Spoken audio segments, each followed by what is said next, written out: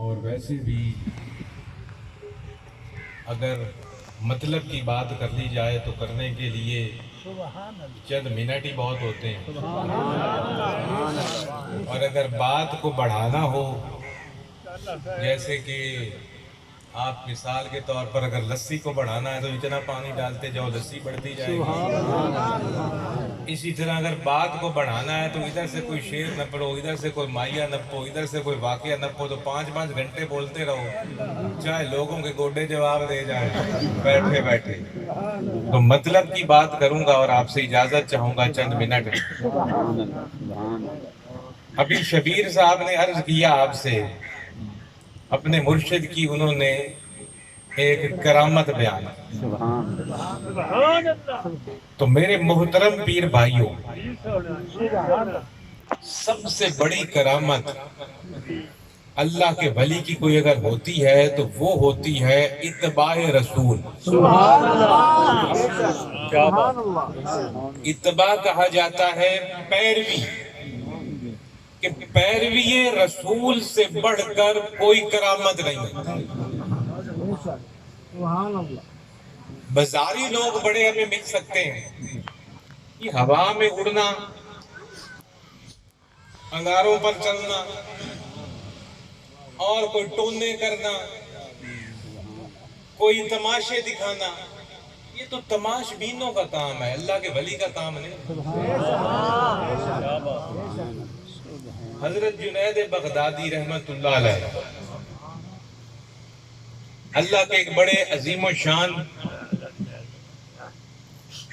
ولی گزرے ہیں عرب کے علاقے میں۔ آپ کا شہرہ دور دور تک تھا۔ ایک بندے نے سنا کہ میں نے کسی پیر کی تعریف سنی ہے، جاؤں تو اس کی بیعت کروں۔ اس سے پہلے اس نے کہا بھی دیکھوں پسند کروں گا پیر تو پھر بیعت کروں گا۔ آیا، چند دن رہا حضور کے دربار پر، اور چند دن کے بعد اجازت لی، بغیر بیعت ہوئے مرید ہوئے، اجازت چاہی۔ جاتے وقت جنید بغدادی رحمت اللہ علیہ نے پوچھا بھائی کس لیے آئے تھے، کو بتاؤ تو صحیح، جا رہے ہو؟ تو اس نے عرض کی حضور آپ کا مرید ہونے آیا تھا، بڑی تعریف سنی تھی، لیکن چند دن میں آپ کی خدمت میں رہا، میں نے تو کوئی کرامت نہیں دیکھی آپ۔ تو حضور نے ایک لفظ فرمایا، حضور نے فرمایا تو میرے پاس جو چند دن رہے ہو، صبح شام رات دن، کیا تم نے مجھے کوئی ایسا کام کرتے دیکھا جو رسول پاک کی سنت کے خلاف ہے؟ سبحان اللہ، اس شریعت کے خلاف ہے جو حضور نے ہمیں دی؟ اس نے کہا نہیں۔ تو حضور نے فرمایا اس سے بڑی کرامت بھی کیا اور دیکھتے ہو؟ تو سب سے بڑی کرامت کسی کامل پیر کی، کسی کامل مومن کی یہ ہے کہ اس کا قول بھی مصطفیٰ کی اتباع میں ہو، اس کا فعل بھی مصطفیٰ کی اتباع میں ہو۔ وہ جو کرے رسول اللہ کی اتباع میں ہو، جو بولے رسول پاک کی اتباع میں ہو، جو سنے رسول پاک کی اتباع میں ہو۔ اسی لیے تو نہیں رسول اللہ نے فرمایا حدیث قدسی میں کہ جو بندہ میری محبوب بن جاتا ہے، اس کی آنکھ بھی میں بن جاتا ہوں، اس کی زبان بھی میں بن جاتا ہوں، اس کے پاؤں اور ہاتھ بھی میں بن جاتا ہوں۔ یعنی رب نے فرمایا اس لیے کہ وہ دیکھتا ہے تو اس طرف دیکھتا ہے جو رب نے پسند کیا، وہ بولتا ہے تو وہ بولتا ہے جو رب نے کہا بولو، وہ سنتا ہے تو وہ سنتا ہے جو رب نے کہا سنو۔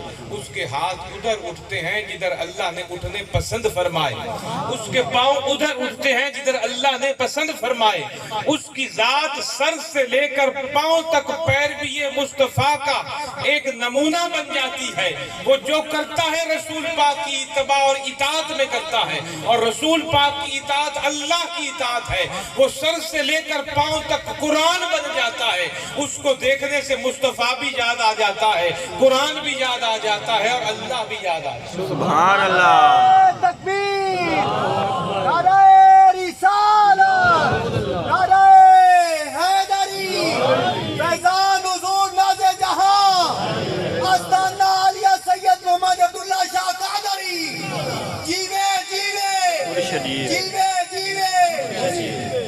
ایسے ہی نہیں، اللہ کے رسول نے فرمایا تھا جب پوچھا گیا کہ ولی کون ہے، رب کا یار کون ہے، رب کا دوست کون ہے، پیر کامل کون ہے، اس کی پہچان کیسے کریں؟ اللہ کی پہچان آسان ہے، رسول کی پہچان آسان ہے، ولی کی پہچان مشکل ہے۔ اس لیے پوچھا گیا کہ رسول اللہ سے کہ ولی کون ہے، پیر کون ہے، نیک کون ہے، متقی کون ہے، مومن کون ہے؟ آپ نے ایک لفظ ارشاد فرمایا، جس کی زیارت سے رب یاد آ جائے وہ ولی۔ اور رب کس کی زیارت سے یاد آ جائے گا؟ جو سر سے لے کر پاؤں تک شریعت محمدی ہو، اس بولے تو شریعت سنائے، کرے تو شریعت چلے، اطاعت کرے تو رسول اللہ کی اطاعت کرے، لوگوں کو سنائے تو اللہ کا کلام سنائے، لوگوں کو بلائے تو اللہ کی طرف بلائے۔ یہی ولی کامل کی تعریف ہے، یہی پیر کی کرامت ہے، اور الحمدللہ ہم نے وہ پیر پایا جس کی کرامت ہی شریعت ہے، جس کو دیکھنا ہی شریعت ہے، جس کو دیکھ کے قرآن یاد آ جائے، قرآن والا یاد آ جائے، وہی پیر ہے۔ اور جس مرید کو ایسا پیر مل جائے اس کو کچھ اور کی ضرورت نہیں ہے، اس کو سب کچھ مل گیا۔ یہ دنیا کے چند دن گزر جائیں گے، زندگی تب شروع ہونی ہے جب قبر کی پہلی رات آنا۔ ایک میں نے کتاب پڑھی، اس کتاب کا موضوع تھا جب زندگی شروع ہوگی، اور اس نے اس کا آغاز اس وقت سے کیا کہ جب زندگی شروع ہوگی، کہ جب قبر کی پہلی رات آئے گی اصل زندگی وہاں سے شروع ہوگی۔ تو میرے دوستو، الحمدللہ اللہ کا شکر ہے، اس نے ہمیں نبی دیا تو نبیوں کا امام، اس نے ہم قادریوں کو پیر دیا غوث پاک کی روپ میں تو ولیوں اور پیروں کا سردار، اس نے ہمارا عقیدہ درست فرمایا، ہمارے سامنے رسول اللہ صلی اللہ علیہ وسلم کی تعلیمات کو رکھا۔ یہ تماش بینے نہیں کیے تیرے اور میرے مرشد نے، جو کئی لوگ تصوف کے نام پر کرتے ہیں یا پیری مریدی کے نام پہ کرتے ہیں۔ پیری مریدی نہیں ہوتی، وہ تماشا ہوتا ہے۔ پیری مریدی ہوتی ہے جیسی غوث پاک نے کی، پیری مریدی وہ ہوتی ہے جیسی داتا علی حجویری نے کی، پیری مریدی وہ ہوتی ہے جو معین الدین چشتی نے کی، پیری مریدی وہ ہوتی ہے جو نظام الدین اولیاء نے کی، پیری مریدی وہ ہوتی ہے جو بہاؤالدین زکریا نے کی، پیری مریدی وہ ہوتی ہے جو قطب الطاف قطب علی شاہ صاحب نے کی، پیری مریدی وہ ہوتی ہے جو سید محمد عبداللہ شاہ رحمت اللہ علیہ نے کی۔ آج آپ اور میں یہاں اکٹھے ہوئے بیٹھے ہیں،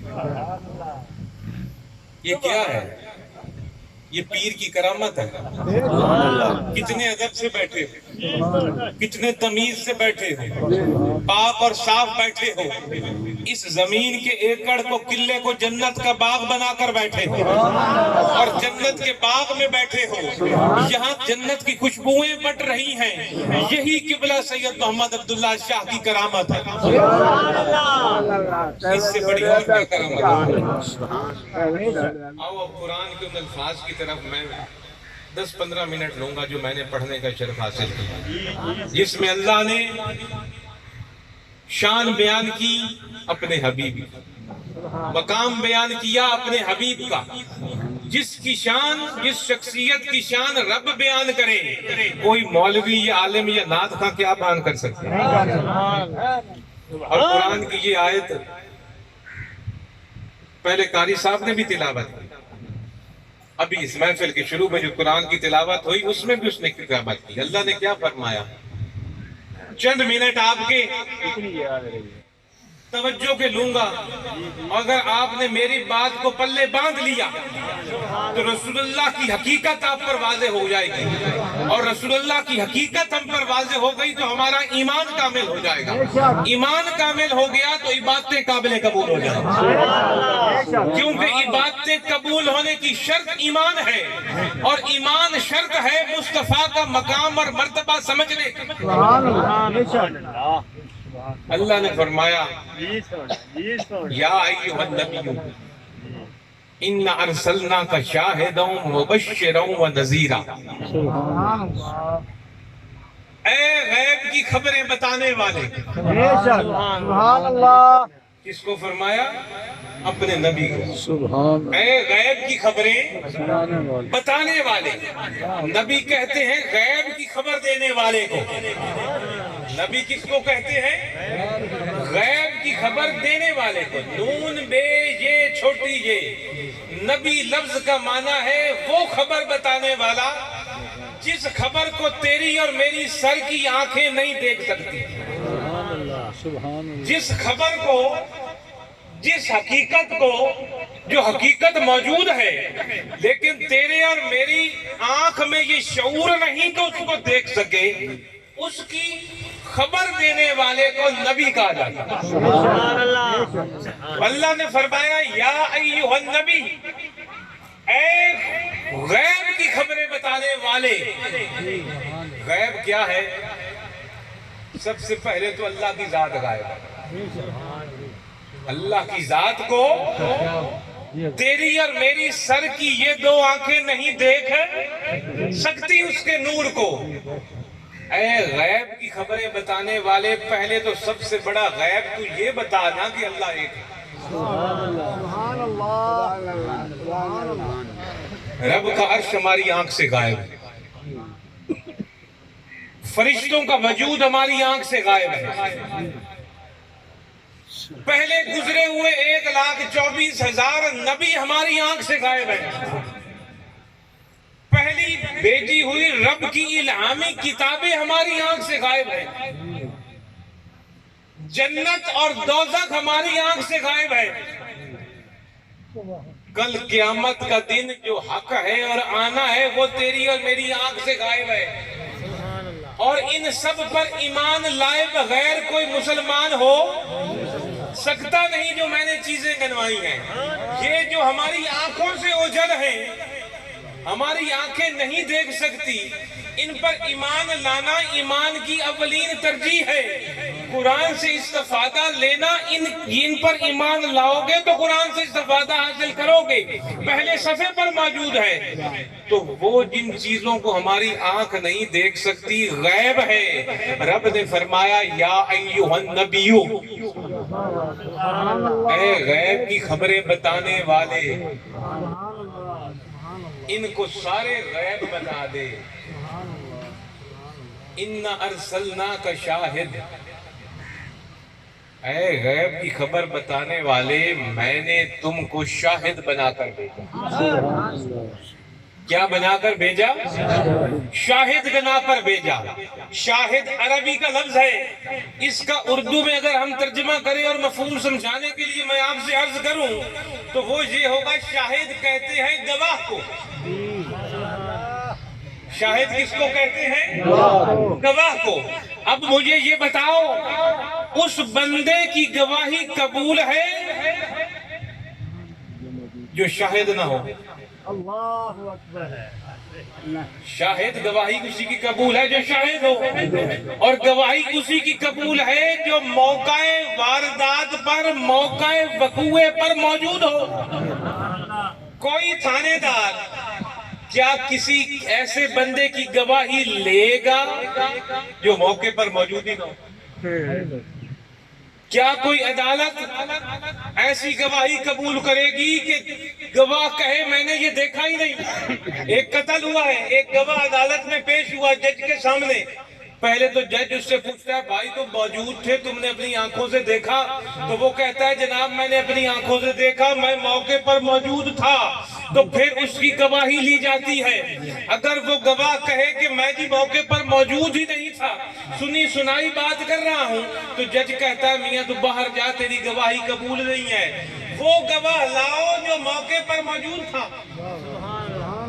تو یہاں رب نے فرمایا اے غیب کی خبریں بتانے والے، میں نے تجھے گواہ بنا کر بھیجا۔ گواہ حاضر اور ناظر اور موجود ہوتا ہے۔ وہ گواہی نہیں بنتا جو حاضر نہ ہو، وہ گواہی نہیں جو ناظر نہ ہو۔ ناظر کہتے ہیں دیکھنے والے کو، حاضر کہتے ہیں جو موقع پر موجود ہے۔ تو رسول اللہ کو اللہ نے شاہد بنایا تو پتہ چلا تیرا اور میرا نبی حاضر بھی ہے، ناظر بھی ہے۔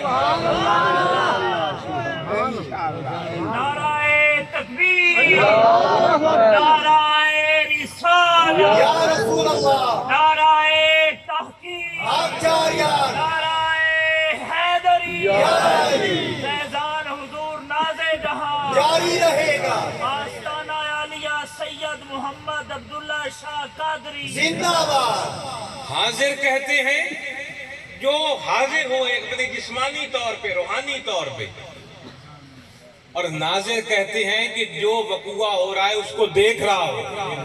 جیسے یہ آج محفل ہو رہی ہے، آپ میری گفتگو سن رہے ہو، آپ یہاں حاضر بھی ہو اور ناظر بھی ہو، اور جو آپ یہاں سے اٹھ کر کسی اور کو بتاؤ گے تو آپ کہو گے میں موقع پہ موجود تھا، وہ حاضر بھی تھا، ناظر بھی تھا۔ تو رب نے فرمایا اے حبیب میں نے آپ کو شاہد بنایا، تو ثابت ہوا اس محفل میں بھی اللہ کا حبیب حاضر بھی ہے، ناظر بھی ہے۔ کہ اس وقت بھی اللہ کے رسول اس محفل میں بھی حاضر اور ناظر۔ ہر امتی کے اعمال اور احوال پر، اعمال اور احوال پر اللہ کی رسول کی ذات حاضر بھی ہے، ناظر بھی ہے، کیونکہ اللہ نے ان کو شاہد بنایا۔ اب آئیے اللہ نے کس کس چیز پر شاہد بنایا، سبحان اللہ، کس کس چیز پر ناظر بنایا؟ سب سے پہلے تو اپنی ذات پر حاضر اور ناظر بنایا۔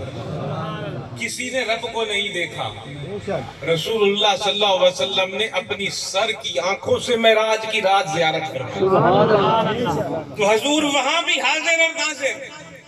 جب عرش اور کرسی اور لوح اور محفوظ بن رہے تھے اس وقت بھی حاضر اور ناظر۔ جب فرشتوں کو بنایا جا رہا تھا اس وقت بھی حاضر اور ناظر۔ جب عرش اور کرسی، جنت اور دوزخ کو بنایا جا رہا تھا اس وقت بھی حاضر اور ناظر۔ جب آدم ابھی نبی بھی نہیں تھے، مٹی تھے، اس وقت بھی حاضر اور ناظر۔ جب آدم علیہ السلام کو بنایا گیا اس وقت بھی حاضر اور ناظر۔ جب حوا کو بنایا اس وقت بھی حاضر اور ناظر۔ اور جب فرشتوں کو سجدے کے لیے رب نے حکم دیا آدم کو اس وقت بھی حاضر اور ناظر۔ اور جب آدم سے غلطی ہوئی اس وقت بھی حاضر اور ناظر۔ اور جب اس غلطی کی معافی ہوئی تو وہ بھی اسی کے صدقے ہوئی، اس لیے اس وقت بھی حاضر اور ناظر۔ جتنے نبی آئے اس وقت حاضر اور ناظر، جتنے دور گزر گئے ان میں بھی حاضر اور ناظر۔ جو وقت ہے اب بھی حاضر اور ناظر، قیامت تک جو وقت آئے گا اس میں بھی حاضر اور ناظر، اور قیامت کے دن جو جنت اور دوزخ کی زندگی ہوگی اس میں بھی حاضر اور ناظر۔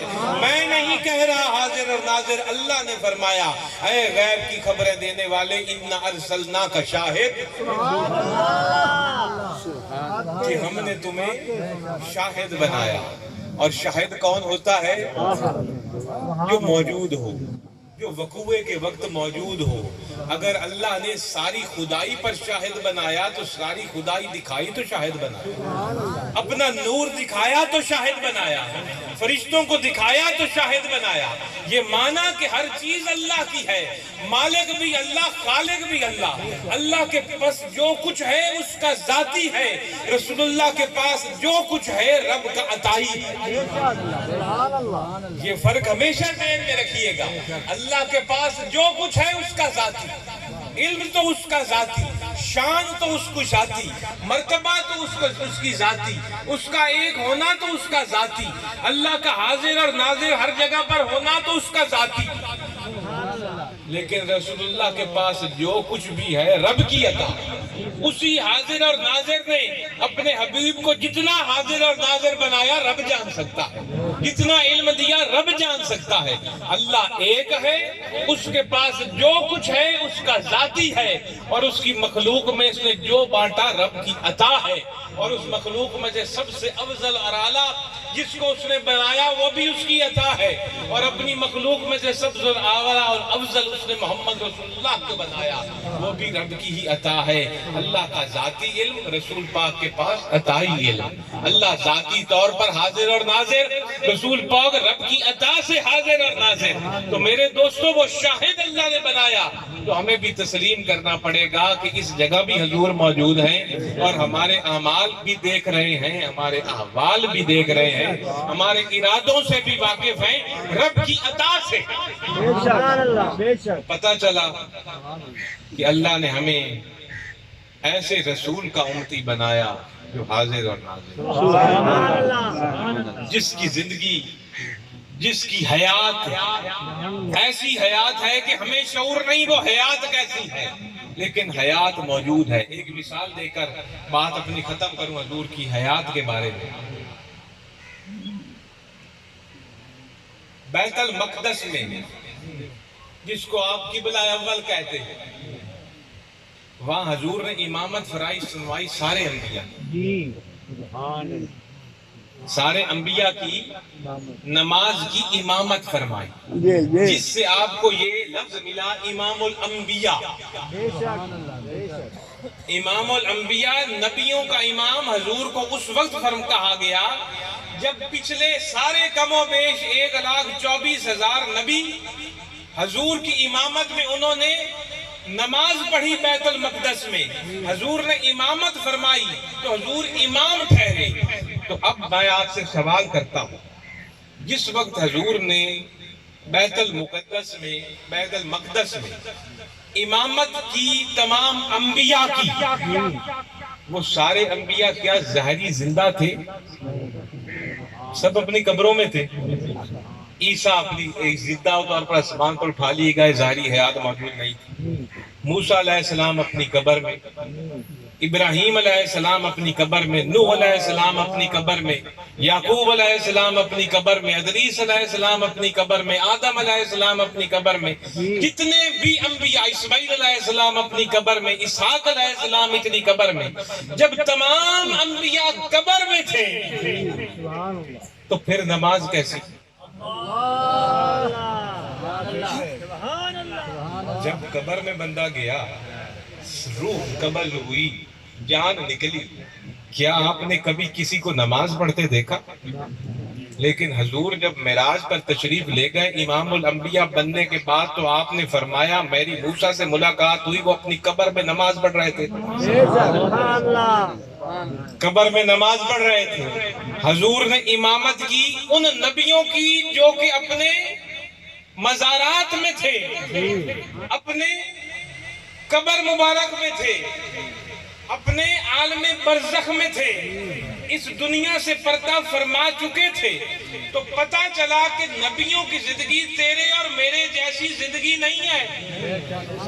ان کو رب وہ حیات دیتا ہے کہ اس دنیا سے پردہ کرنے کے بعد بھی امام الانبیاء کے پیچھے نماز پڑھنے کے لیے بیت المقدس میں تشریف لائے اور نماز پڑھی. اب میں سوال یہ آپ سے کرتا ہوں، آپ اپنے دلوں سے پوچھئے، اگر تمام نبی اپنے مزارات میں زندہ ہیں اور انہوں نے امام الانبیاء کے پیچھے آ کے نماز پڑھی، حیات سے ہیں، تو پھر ان تمام نبیوں کا جو امام ہے اس کی حیات کا کیا عالم ہوگا؟ نعرہ تکبیر، نعرہ رسالت، نعرہ تحقیق، نعرہ حیدری، حزب الرحمن، حزب الرحمن، جیوے جیوے فیضان حضور ناز جہاں. تو میرے دوستو، اگر تمام انبیاء حیات ہیں اور حضور امام الانبیاء نے آپ کی نماز کی امامت فرمائی، تو یقین کر لو اگر اللہ نے شاہد بنایا ہے، حاضر اور ناظر بنایا ہے اور ایسی حیات آپ کو عطا فرمائی ہے جو ہماری آنکھیں شعور نہیں رکھتی اس کو، لیکن حضور ہر جگہ پر حاضر اور ناظر ہیں اللہ کے حکم کے مطابق. ہاں آپ اس محفل میں موجود ہو، خدا را اپنے نبی کو خوش کرنے والے کام کیا. اللہ نے ایسا نبی ہمیں عطا فرمایا، پچھلے نبی حضور کی اس نسبت کے لیے ترستے گئے جو نسبت تجھے اور مجھے گھر بیٹھے ملی. حضرت عیسیٰ علیہ السلام دوران خطبہ تیرے اور میرے نبی کی تعریف فرما رہے تھے کہ میرے بعد ایک اللہ کا رسول آئے گا جس کا نام احمد ہوگا, اس کو وہ شان ہوگی جو کسی کو نہیں ملی. تو ایک مرید آگے سے کھڑا ہوگا. اپنا پیر ہر کسی کو اچھا لگتا ہے. میں آپ سے بھی یہی گزارش کروں گا, ہر نیک کی عزت کرو, ہر نیک کی اولاد کی عزت کرو, اس کی توہین مت کرو. کوئی جہاں بھی پیر بیٹھا ہے اس کی عزت کرو, تعظیم کرو. جہاں بھی کوئی عالم بیٹھا ہے اس کی عزت کرو, تعظیم کرو. لیکن دل کی بات ہے کہ جو اپنے پیر کے ساتھ تعلق ہوتا ہے وہ کسی دوسرے سے نہیں ہوتا. تو وہ بھی ایک مرید بیٹھا تھا, اپنا پیر ہر کسی کو اچھا لگتا ہے. اس نے عرض کی حضور کیا آپ سے بھی وہ شان والا ہے؟ آپ سے بھی وہ شان والا ہے. عیسیٰ نے ایک جملہ فرمایا. عیسیٰ نے فرمایا شان کی بات کرتا ہے تو اس عیسیٰ کو اگر اس احمد کے پاؤں کے جوتے کے تسمے کھولنے کی توفیق ہو جائے تو اس سے بڑی عظمت کوئی. وہ اللہ نے ہمیں نبی دیا ہے. حضور کی اتباع کرو, یہی محبت ہے. اور حضور کی اتباع میں سب سے بڑی چیز, پہلی چیز 5 وقت کی نماز ہے. آپ میلادوں میں جاتے ہو, بیٹھتے ہو, کوئی گھنٹہ میلاد میں بیٹھتا ہے, کوئی 2 گھنٹے بیٹھتا ہے, کوئی آج کل ایک رواج چل پڑا ہے وہ نعت خوان شروع ہو جاتے ہیں, پوری رات ہوتے رہتے ہیں, پوری رات بیٹھ جاتا ہے. آپ دن میں 5 وقت کی نماز پڑھو, اس سے بڑا میلاد کوئی نہیں,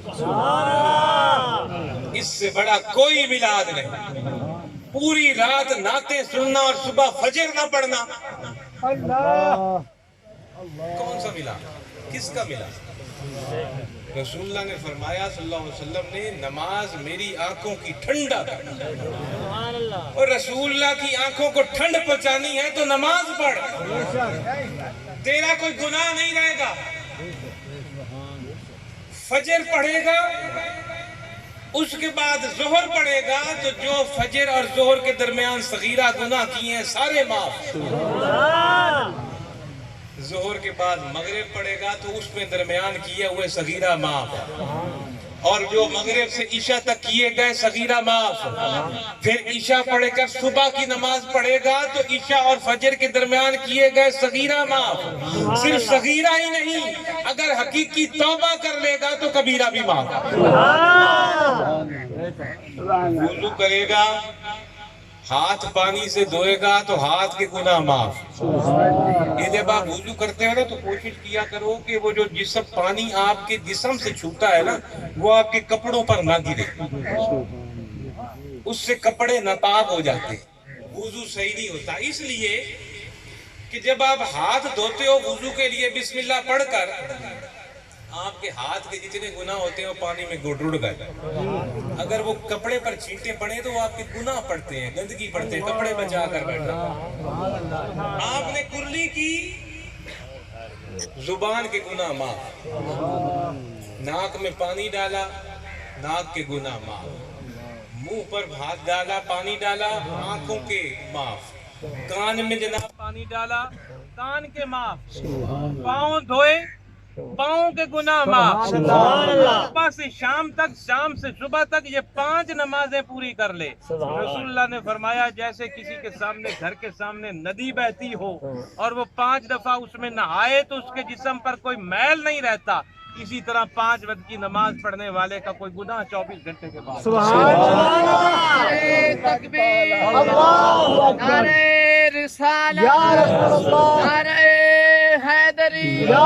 فیضان حضور ناز جہاں جاری رہے گا, فیضان حضور ناز جہاں جاری رہے گا.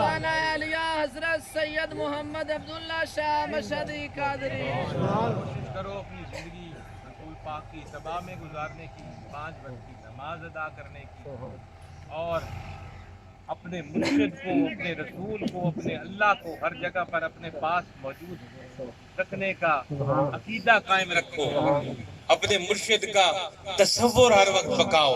مرشد کا تصور پکانے کا یہ مطلب نہیں ہے کہ حضور کی شکل کیسی ہے وہ پکائے رکھو، مرشد کا تصور پکانے کا مطلب ہے کہ تو یہ تصور پکا لے کہ میں جہاں بھی بیٹھا ہوں مرشد کی نظر میں بیٹھا ہوں، گھر میں ہوں، بازار میں ہوں، فصلوں میں ہوں، دکان میں ہوں، مسجد میں ہوں، بیوی بچوں کے ساتھ ہوں، جدھر بھی ہوں حضور کی نظر میں ہوں تو وہی کام کروں جو حضور نے کرنے کو کہا۔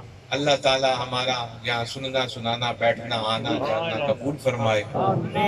جو چند گزارشات میں نے کی اللہ میری گزارشات کو بھی شرف قبولیت بخشے، آپ کو سن کر اس کو پکانے کی آگے بیان کرنے کی بھی توفیق عطا فرمائے۔ اللہ ہم سب کا حامی و ناصر ہو۔ ابھی یہ خاتون ان کی کو فوت ہوئی ہیں ان کا ختم مولانا صاحب پڑھیں گے۔ باخر دعوانا الحمدللہ رب العالمین۔